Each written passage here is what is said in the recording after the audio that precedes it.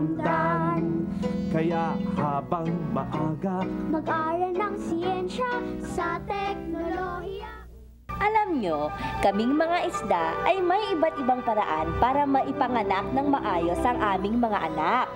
Karaniwan ay iniiwan naming mga babaeng isda ang aming mga itlog sa buhangin o sa bato.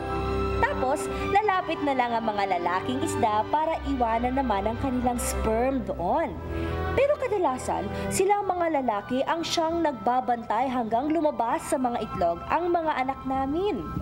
Yung mga iba kung kasama dito sa dagat, mapili pa, tulad ng mga babaeng seahorse. Aba, kailangang makahanap pa sila ng lalaking seahorse at doon sa lalaki iiwanan ang mga itlog nila.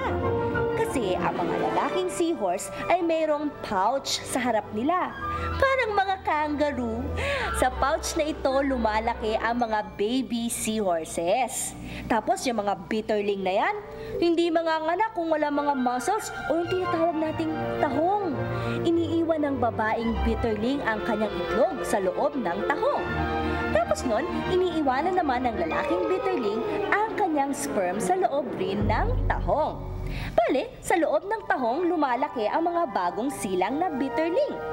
Teka, iiwanan ko lang dito yung mga itlog ko ha. Darating na kasi ang asawa ko.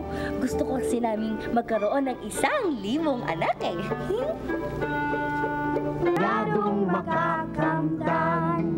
kaya habang maaga, Mag-aral ng siyensya sa teknolohiya.